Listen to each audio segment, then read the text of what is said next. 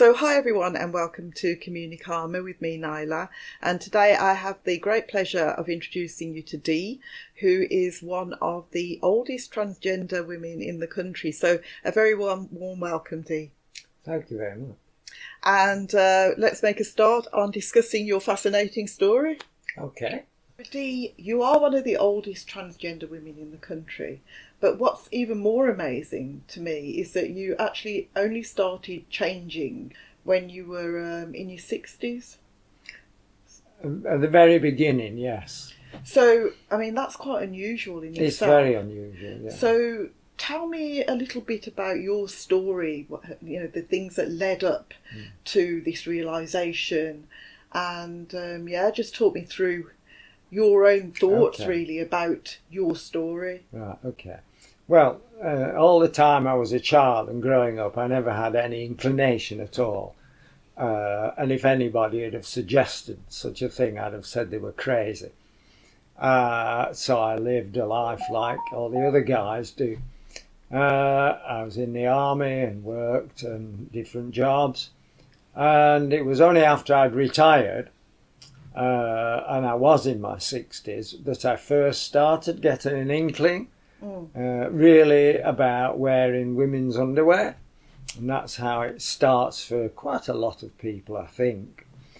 And it kind of progressed gradually, and you can't explain why you want to do this and why you do it. And I guess part of it is sexual excitement, but that wears off after time, and it just develops whereby you more and more feel the need to be wearing ladies' clothes, and you get a lot of interest and excitement for doing that. And it's hard to explain to other people who don't know what it's like, that it's not something you choose to do, as some people seem to think we do. It's something that's out of your control, and it takes over. And it's almost like an addiction, and gets to a point where you're gathering things together, clothes and stuff, and hiding them and trying to keep it a secret, and you're absolutely terrified that anybody will find out, particularly your family and your wife, and because of the reaction that you know might happen because of society, and you've heard other people talk about people who've changed, and it's not kind of nice conversation that comes across. Yeah, because when you were going through this change yourself, it wasn't that recently. I mean, you were in your 60s, but that was you're in your 80s now, so yeah. that was still a long time ago. 20 years ago, yeah. Yes, it is, yeah. I can't believe this last 10 years have gone so quickly. So the attitudes have shifted massively over those decades. In the last 10, 12 years since I first came out, the attitudes have changed a hell of a lot. So you've noticed the difference between when you felt this, yes. You've described it as an addiction, but it's something that you had no control over, basically. Yes. And, well, I mean, we're talking about the real you that you discovered, but things changed radically between attitudes towards people at that time, going through this change at that time and now. So I mean, in the past it was a lot worse, of course. It had been changing, as you know, in preceding years, but it was still not easy. So coming out was the most difficult thing I've ever had to do, and I think everybody in my position would probably say the same, especially if you're married. Because you're terrified of whether your wife will accept it or not. And your family, your children, and your friends and your relatives. So it's a big deal, that coming out. But there gets a point when you're doing things in secret, but it gets harder and harder because you want to do it more and more to keep it a secret. And inevitably you start making small mistakes and leaving bits of stuff around you don't intend to do. And it's quite interesting when you finally do. Of course, most people say, well, we had an idea, you know. Did your wife have an idea? Yes, she did. So anyhow, it happened, and I came out in my 70s. So I haven't really been doing this long, but the time when I came out in the 70s, I was kind of at that stage where I wanted to go out and walk around and let people see me dressed as a woman. And even though that's a really scary thing to do at the beginning, I really wanted to do it. Yeah, how did you feel when you first dressed as yourself in public? Well, you start off doing it gently. Some people go out at night for a walk around their streets. I went to a very quiet part of town where there were a lot of old bungalows with mostly old people in, and I thought I'll just walk up and down. So I got out of the car and I walked up and down, and there was not really anybody about. And I came back to the car and I thought, oh, that wasn't very exciting. I haven't really achieved much there. So I'll go around the block. And girded up my loins and set off round the block. And of course, once you're halfway around, you've got to carry on. Yeah. So you sort of challenged yourself. Yes, it was interesting because there's one or two people walked down the other side of the street, took no notice at all. Some schoolgirls came along and they took no notice at all, which surprises you because you expect everybody to, oh God, look at that. And it doesn't happen. And got back to the car safely. So then I decided I'd like to go somewhere where there was a few more people around. And my first trip was to Leamington Spa, and I surveyed the place first. Wow, yeah. And found somewhere, a quiet back street to park the car. But it was an interesting experience because I went and put a car park ticket in, and various people walked past me, and I just didn't exist really. And then I walked to the corner into a very busy street off the high street with lots of little shops on a narrow pavement, cafes and things. Lots of people going up and down, and I kind of thought, well, I'm committed now. I've started walking down here. Back. Keep going. And I walked down that street, and I could have been invisible. Right. And that was amazing, but it was also really heartening. Yeah, absolutely. And I was like, wow, this is amazing. Good. Turned the corner into the high street, walked up the high street, it was the same. So I thought, oh, I'm going to have a look round the shop. So I popped into Marks and Spencer's and had a little walk round and came out again. And then I went and gradually walked back and went in the car and came home. And I was so elated by the success of that. I then set about setting myself little tasks to do something more each time, like go in a cafe and have a coffee, go to the toilets, go on a bus, and as time went on, go on a train. And by and large, it went well. You get one or two funny incidents, like I got on a bus one day and used my bus pass, and the guy looked at it and he said, "This isn't you." Right. Oh, was that the male you? On the... No, because my bus pass, it was me, the old me. The old you, that's what I meant, yeah. And I was dressed. And I said, "Yes, it is." Yeah. And he said, "No, it isn't." I said, "It is." And now, in the end, he had to accept it. Yeah, good. And I was lucky because I developed confidence very quickly. And I think one of the lucky things for me was, and I think it's an important thing to say this, is that I do feel I've been lucky changing late in life, because I think it's hard enough if you're a teenager or a young person dealing with the emotions of just doing that Yeah. without having all this to deal with as well. Mm. And I was a mature adult, fairly confident person and comfortable with myself as a person. Yeah. And I felt I was an okay person. I was a good person. On a whole, none of us are perfect. And that helped me a great deal because I was able to be rational about my situation and know that. Mm. And then other things that have happened in my life, I've developed that kind of philosophy that sticks and stones can hurt my bones, but calling names won't hurt me. And take that step further and learned from a very famous psychiatrist that it's not what other people say to us that hurts us. We choose to be hurt by what they say. Mm. And that's a really important lesson to learn. And that was firmly in my agenda.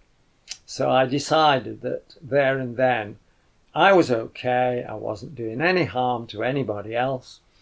And I have every right to live my life as I please, wear what clothes I want to wear. Mm. And it's nothing to do with anybody else. And if they've got a problem with it, it's their problem and they must deal with it. Well, it's not my problem. Very strong words. It's not always easy to do that. Absolutely and not. I think that was one of my advantages, that I was being older and partly because of the job I'd done, I'd learnt those sort of things and to think that positive way.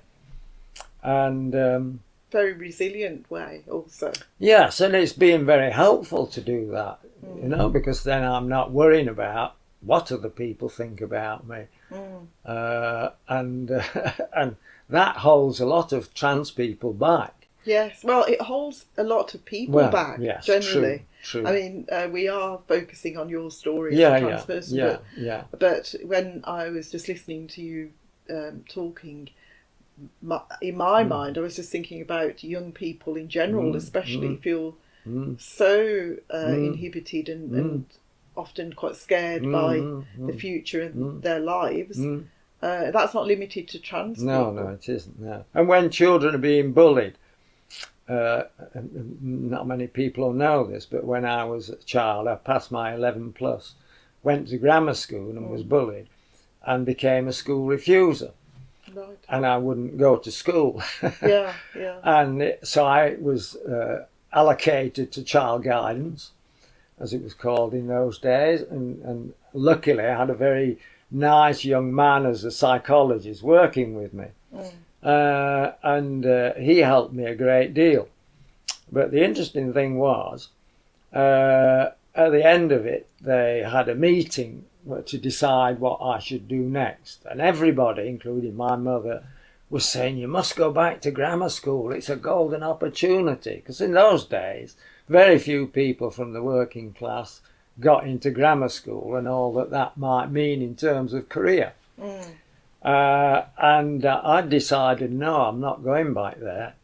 I want to go back to my old school with my old friends where I'll be comfortable. And my happiness is more important than anything else. So that self-determination was present. Oh yeah, I must have. All of your life. Yes. Yeah. Well, that's great. And the only thing is, when I said that at the meeting, everybody, you go. And he said, well, I think we should listen to David's wishes and do what he wants. And so that's what happened. And I did do that and go back. And he said to me, when people bully you and they come up and start threatening you, he said, stand firm and look them in the eye and just say, please don't do that. I don't like it. And I thought, God, if I say that, I'll get a punch on the nose. Anyhow, the first time it happened when I went back to school, and I said it, and to my amazement, the guy turned and walked away and never bothered me after that. I think it's the shock of somebody standing up with that much dignity as well. Yeah. I mean, it's very powerful, isn't it? Yes, it was. And I was amazed. You've kind of segued into the bigger picture now, Dee, which is, I mean, there's not many issues that are as red hot as transgender discussion at the moment. What are your thoughts around the fact that there's like a war going on around people that? Well, I don't think there is. I think there's a minority of people who have very strong views. Yeah. And they are able to make a lot of noise about that and get the attention of politicians and people. And the press, maybe. So the interesting thing is, and I think it's very important to understand, is that we're all different. We're all individuals. And as I've told you earlier, I hate labels. So do I. And I don't think we should be labelled. I know sometimes it's convenient for various purposes, collecting statistics and things, and I can happily live with that. But we're individual people, and I believe there's a scale with sort of, if you like, the pure male at one end and the pure female at the other. And in between there's trillions of different things. And each one of us is different from everybody else, and we are individual, and so classing us under trannies or whatever words people like to use is disrespectful and unkind and unnecessary, quite unnecessary. And when people say to me, "What are you?" I say, "I'm Dee." That's me. I am Dee. Yeah. I'm not a trans person or whatever. I am Dee. Yeah. I'm a person. Well, I mean, it's the thing that we've had the most struggle with in trying to think how to actually introduce you and describe you, because you're quite right, Dee, that we are just as, I mean, I would say, well, what is pure feminine? What is pure feminine, or what is pure male? I mean, and I'm being generalistic there, just to help make a point about the scale of things and the individuality of each of us. Yeah, yeah. And each of us is a precious human being. Yeah. And the other things we each, and I decided this when I moved here, that we have the right to live our lives like anybody else, do all the things anybody would wish to do, to participate in anything that we wish to participate, to go about our business and be respected, and that is what's important. Doesn't matter where we come from, what colour we are, or what language we speak, or what religion we are. Every human being on earth has that right to live a safe life with respect. And I know that's a dream thing to say in this terrible world at the moment, but to me it was absolutely important. And coupling that with my theory about people not hurting me when they say things, and not bothering about what they say, it's enabled me to go out and be myself. And I moved here 12 years ago, and I didn't know anybody when I came here. And I have to say that the people here were wonderful. They accepted me from the word go, and have been very supportive and kind to me. And the people in Moseley have been fantastic. I feel I'm a real member of a community. You are? People know me. Lots of people know me and stop me in the street to talk to me. And I feel completely me, living my life and enjoying it with other people. And when I started here, I started going out, because I'm a big jazz fan, to jazz things, and immediately got talking with people, started making friends, and that's just gone on and on and on. And now I've got thousands of friends. And I think that's partly because I was determined to just be myself. And I'm a very friendly person, and I chat to anybody. Yeah, you do. And everybody. It's not just that, is it? It's you are a very giving person, whether that's through sharing your experiences and your wisdom, as you are doing now, Dee, or even on a practical level, because, for example, you were sharing with me the fact that you've taken on a little patch of land to do some community gardening. which like is a fabulous thing to do, and you just saw an opportunity there to brighten something up, and you did it. So well, partly because I love gardening. Yeah. I've done a lot in my life, self-taught, but and that brings huge pleasure to the community. Yeah, absolutely. And therefore, my reward is when I'm working on it and people come past or stop me in the street and say, "Oh, your garden's absolutely lovely. It makes my day every time I go around that corner." And that's a fantastic reward to get. Yeah, but for me, it's the fact that, I mean, we're talking about a tiny little strip of land that, to be frank, nobody else would have seen the potential in that. Well, I don't know. It's literally like a foot. Well, they might have done, but people are doing that sort of thing in other places. Well, I'm very impressed by it, So I think I'm pointing out that it's your ability to see the potential in things, which is so special. But you must have had, like you've got this tremendous positive attitude, but there must have been some times that you did feel hurt, or you felt that frustrated. Some things are very, very difficult, like telling your wife. That was one of the most difficult things I've ever had to do in my life, and telling the children and the family. So I've been very lucky because they've by and large accepted me, except my wife doesn't like it, doesn't want to see me like this, but that's her choice and that's fine. And since we've separated and gone our separate ways, it's actually been good for both of us, and we're both having the kind of lives that we wanted to have. So I'm myself and she can do what she wants, so it's great, and I owe a great debt to her for having had the courage to say she was going to separate from me. And I'm ever thankful for that, because I don't think I would have had the courage to do that. And that's when I decided to move here, and I've had 12 of the best years of my life since I've been here. Because that raises the other issue of the fact that you are a role model as an older person. Because I think in your later years are a time when people kind of think, oh, well, what, I've got nothing to look forward to, some people.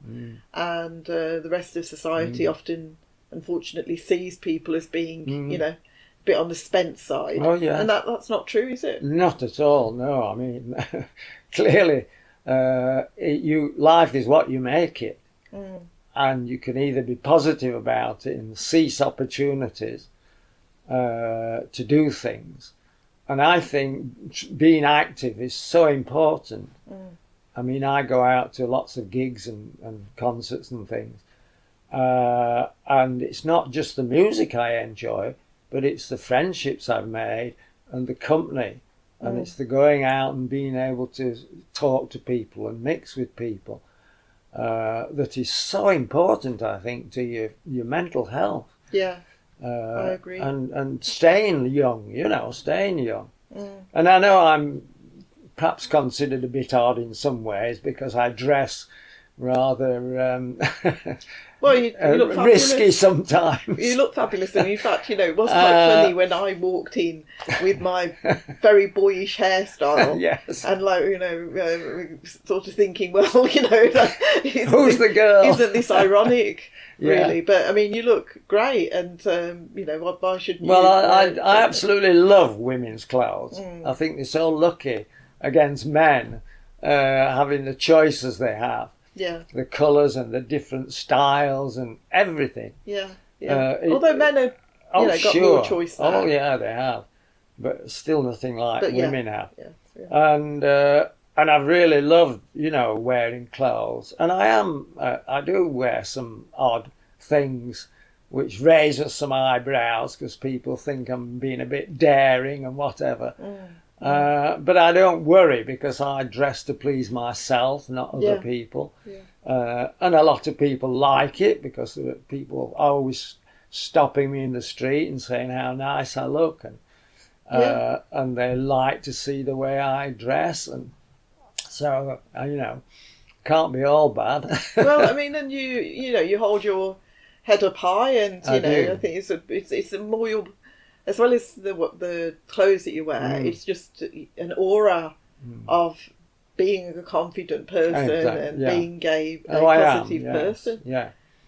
Which I think you are potentially a role model for a lot of people, whatever sexuality they are or stage of their life that they're in. Well, I'm a very positive person, and I've always enjoyed kind of trying to help other people be better people themselves. To enjoy being themselves and to be more positive about themselves, because there's a lot of people are not always that happy with themselves. Correct. Yeah. And I find that very sad. Do you know quite a few other transgender people? Oh, yes. And how do their lives compare to yours? I mean, what sort of... Well, it varies. I mean, there's a lot of people who are living almost a double life because they might be married and they want to stay in the marriage, and they're perhaps compromised. The wives may or may not know. If they do know, they probably have an arrangement in some cases that you can do it 3 nights a week or 1 night a week or whatever. A bit like hybrid working. It is a bit. And but then there are other people who've taken the plunge and come out and done what I've done, and the consequences sometimes, usually, being that their marriages break up.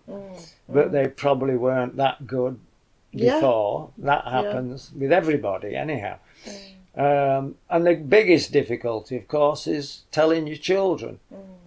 And I've often said to people, I think when you do tell them, you'll think that they had an idea. And that's often the case. Yeah. And I have found that many other children will say, well, that's okay, Dad, you do that, but we don't want to know. We don't want to talk about it. We don't want to see you. But they carry on their lives, And that's lovely, that's good, because then they're staying together and enjoying it and enjoying their grandchildren and all that. Well, just means that they dress one day and as a girl and as a man the next day. Do you not think that you say it's okay, but if somebody doesn't want to see you as you are, then surely that's... Well, it works. Yeah, okay. It works for them. Life's full of choices, isn't it? Yeah. And compromises. And if the other choice is that you insist that they accept you, then they're not going to, and therefore you're not going to be seeing them and enjoying them and their grandchildren or whatever. Right. Okay. So it's a difficult choice, but I guess in that state you decide whether they're more important than your needs. So it's a trade-off, really. It's a trade-off, yes, yeah. And one that you've had to make personally yourself. Well, yes, but I mean, I've been very, very lucky. I mean, most of my friends and relatives before were spread all over the world. Yeah. And I decided that the easiest way to tell them was by an email. And I thought, well, the best thing is to do one and send it out to everybody together. And then I get all the replies back at once. And So this is your disclosure. Yeah, the terrible moment will be one big thing. And for several days I waited with great nervous anxiety. Yeah, I bet. And then I sat down one day and opened my computer and my email, and nearly everybody had replied almost at the same time.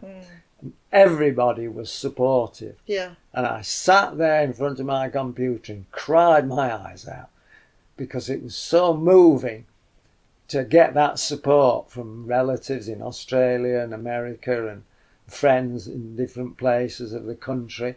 And that was a wonderful experience, and helped me a great deal, of course. because since then I've been and visited, my relatives in New Zealand and friends in Australia, and I'm just totally accepted when I go there, and I meet their friends and mix just as I'd done before, when I went as David.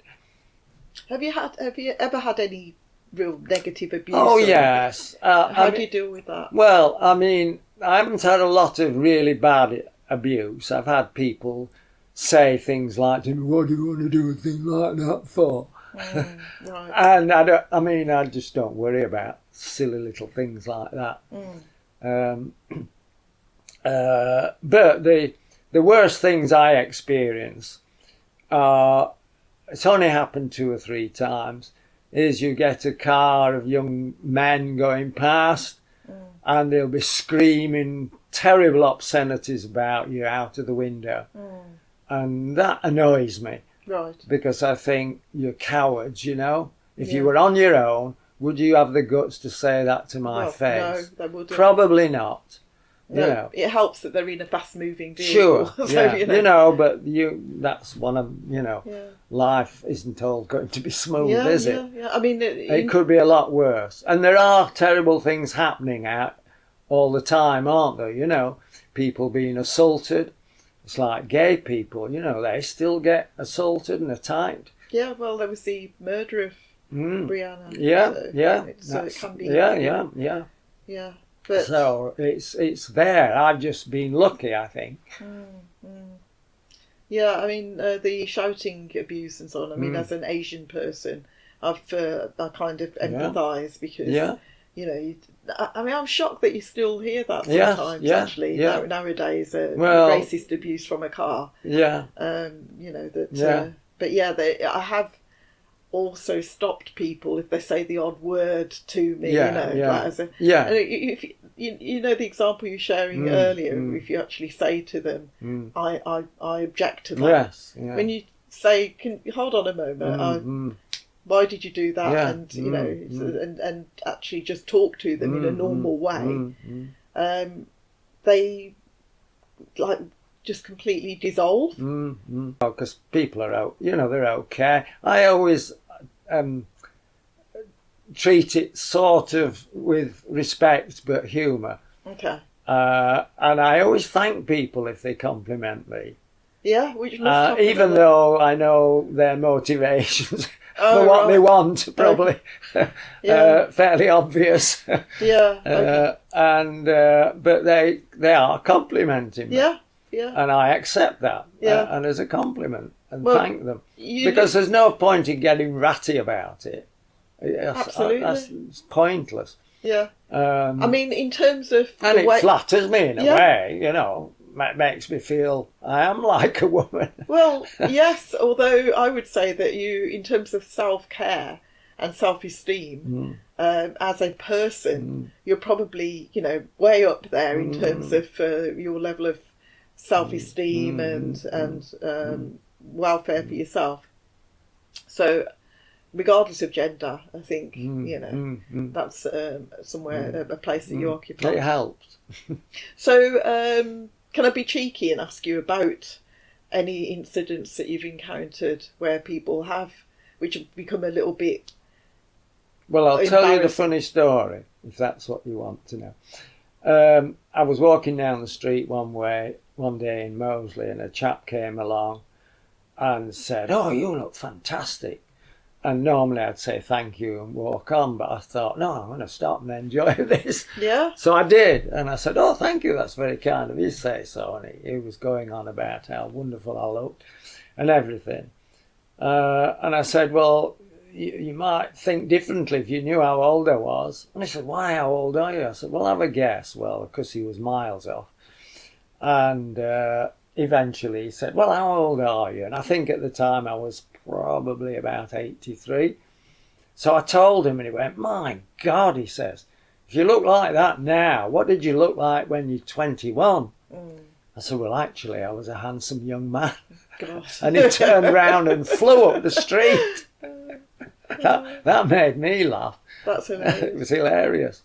But it happens in the summer, not so much now because I am looking old and haggard. But up to before COVID, it was quite regular because I go sometimes to the jewellery quarter on a Friday night and come back late from a gig.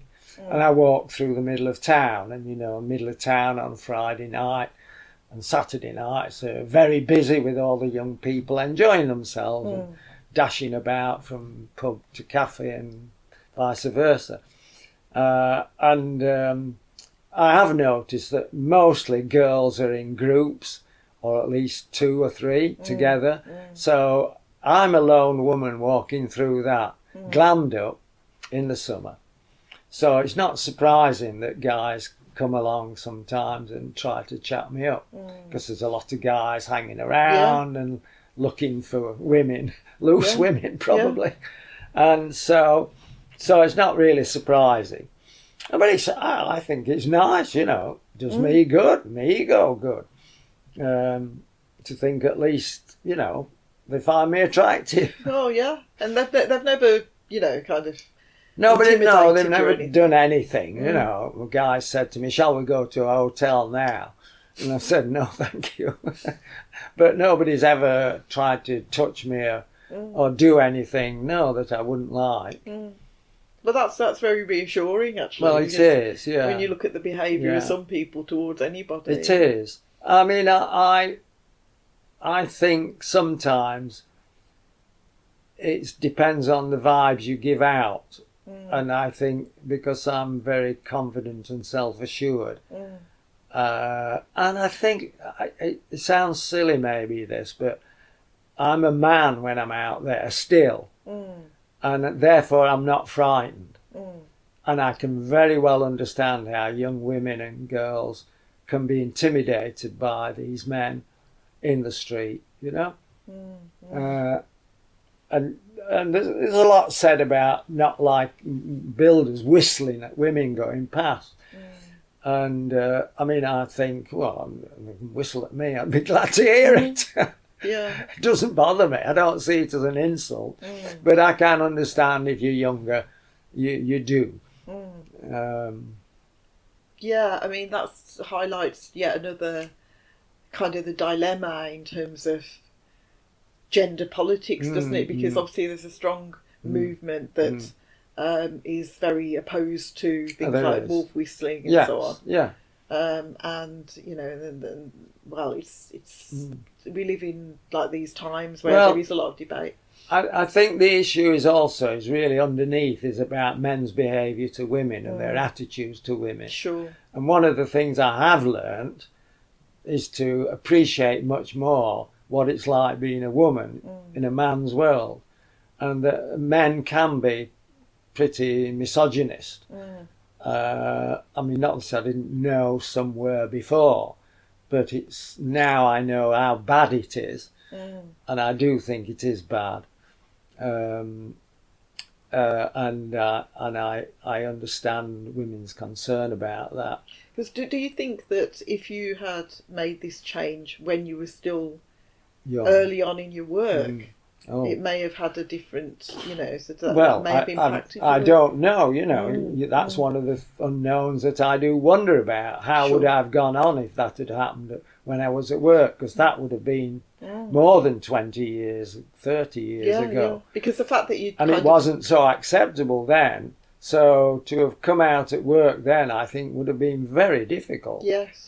Very difficult. Because as you pointed out, Dee, there is a lot of misogynist behaviour, and especially at work, and there's a lot of discrimination as well, which does apply to whether you're a woman from birth or a woman that's transitioned. Two people I have known that are transgender and have come out at work, they have often found it very, very difficult.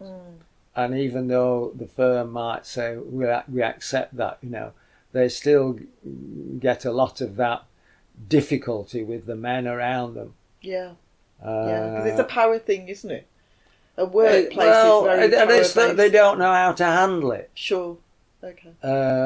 Because in the past it's been you've been a figure of laughter, people who are gay or transgender, right? And smudgy, sneery kind of comments and thoughts. And it's good now that things are so much better that people just so many men just accept me as me. Yeah, absolutely. And I feel very comfortable with them, and they clearly feel very comfortable with me. But I don't think that would have happened 30 years ago. Yeah, I agree with you. I can't imagine people not accepting you as you, Dee. But it's good for you to remind me and other people that it doesn't really matter the one-to-one sort of rapport, because if society says, this is somebody that needs to be viewed in this way, that's what you go with, isn't it? That's the pressure of society. Oh, yeah. But on the whole, things are, it's not on the whole, things are radically different now. Oh, absolutely. So what do you see for the future in terms of yourself and also just this whole issue? I haven't got much of a future. Well, left. I'm on the last lap.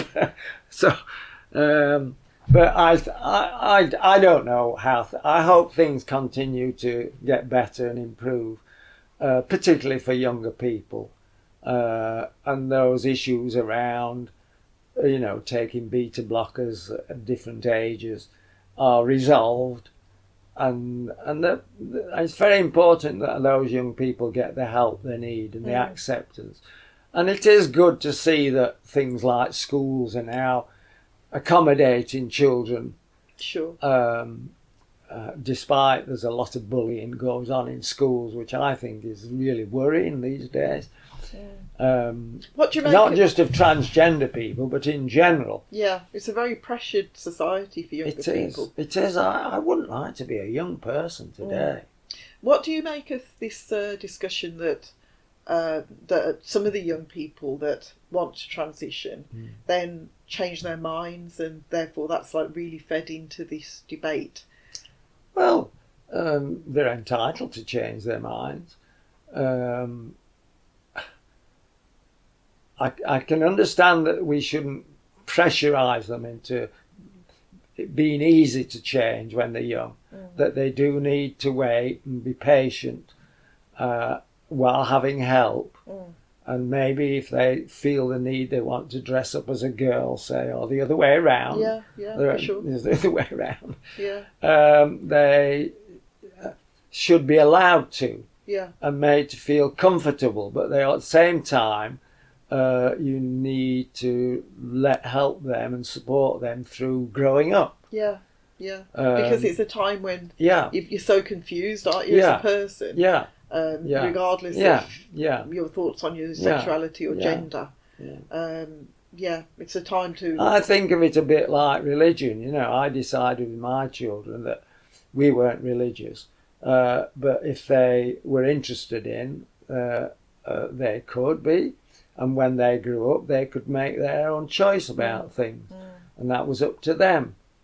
And I think, in a sense, it's a little bit like that. If one of my children said, I want to go to Sunday school, I said, fine. If you want to go, go. They didn't, as it happened, but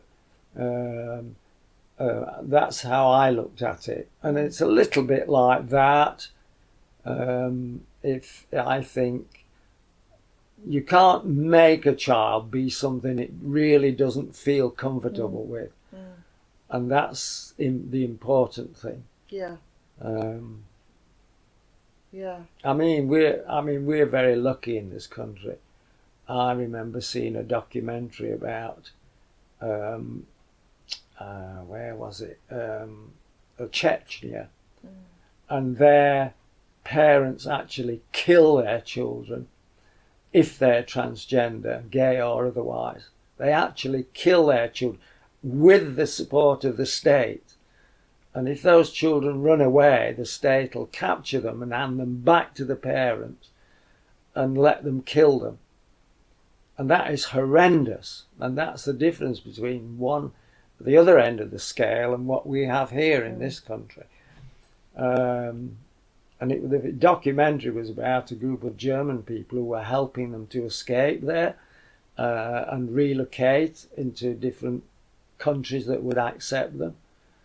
And such brave people. They were going over into that very dangerous place and having to bring people out secretly.